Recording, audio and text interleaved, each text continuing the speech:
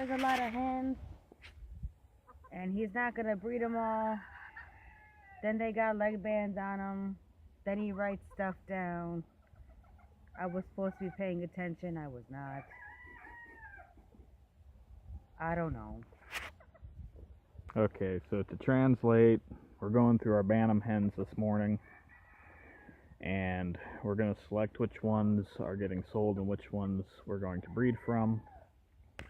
I got my metal punches out here for my leg bands. I'll do a little short video on that later, but that's part of how I keep my records.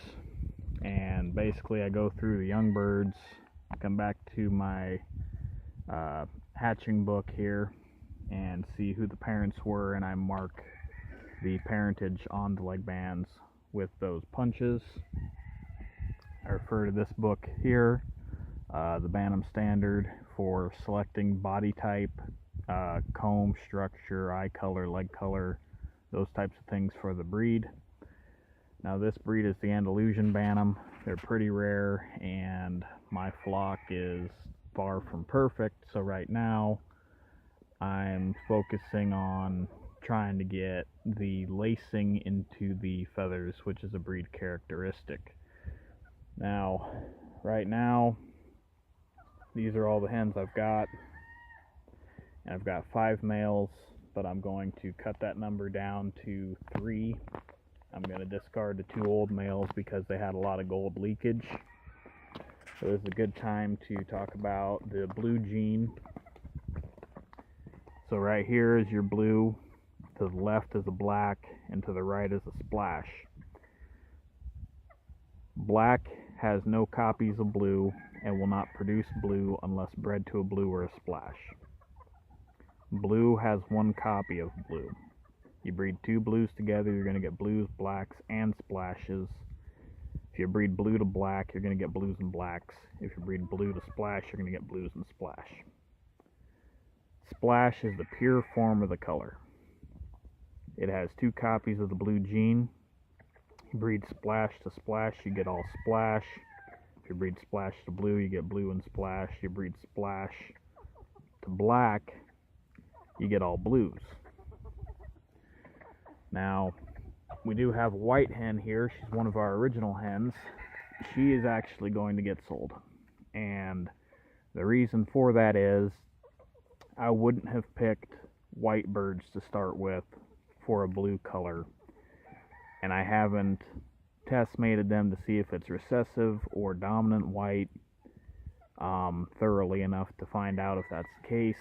But basically, when I selected my breeders, I could only find 4 in the entire flock of young birds that didn't have side sprigs on the comb, and 2 of them were white.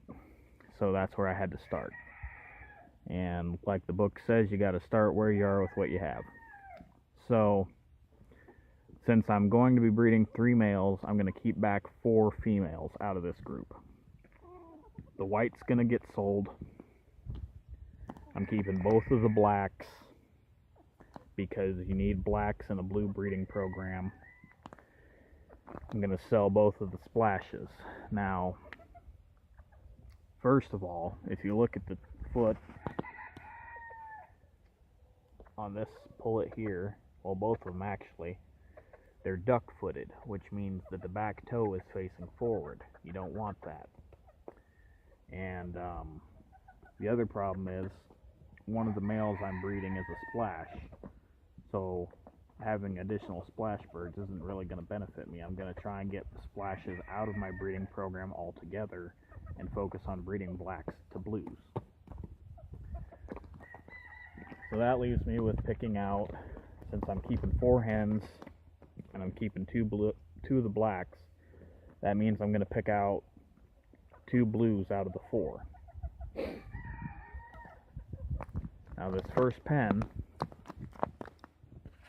the one that's in the front right now, is kind of a murky, muddy blue.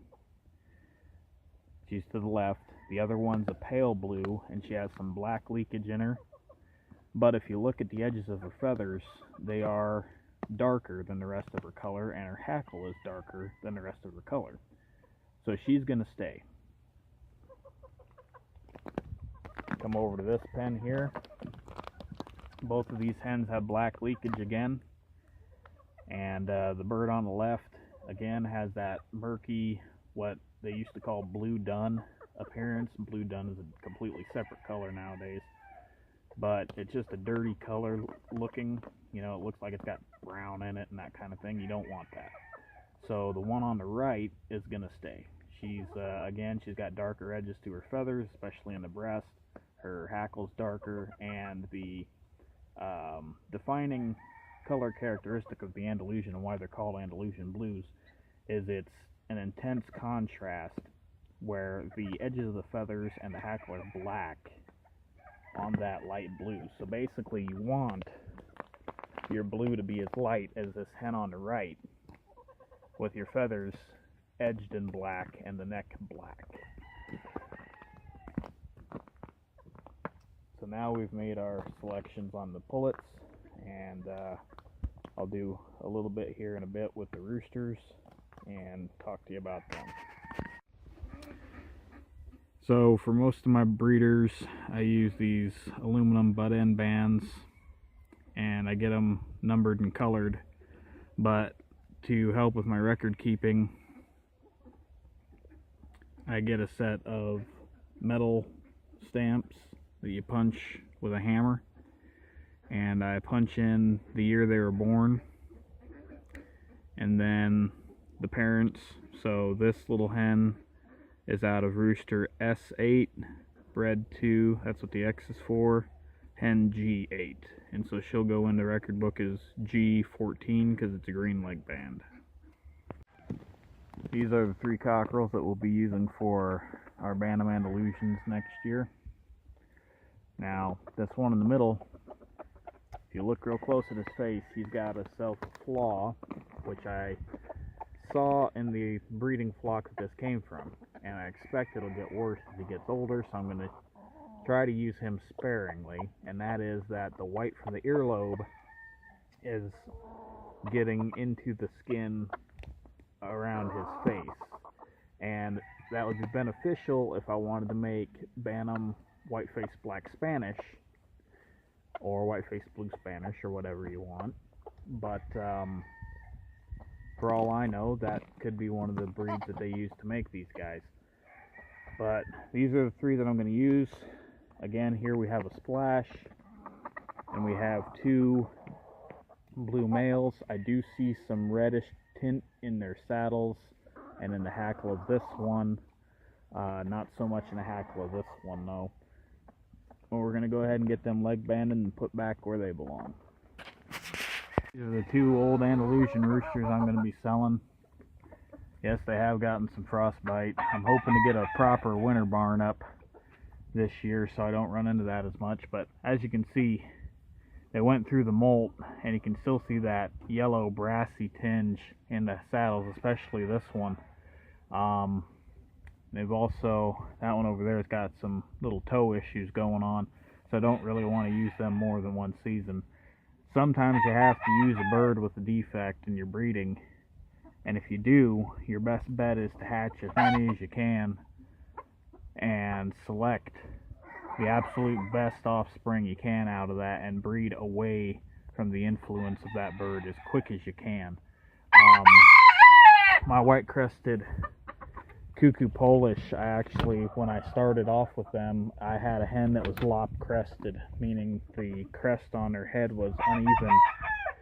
So I bred her for 1 season to an unrelated white-crested black, and then I took the offspring from that, bred it to another unrelated white-crested black, and I did this for a few generations to get away from that undesirable trait. So it's not preferable to breed from a bird that's defective, but sometimes you got to do what you got to do. So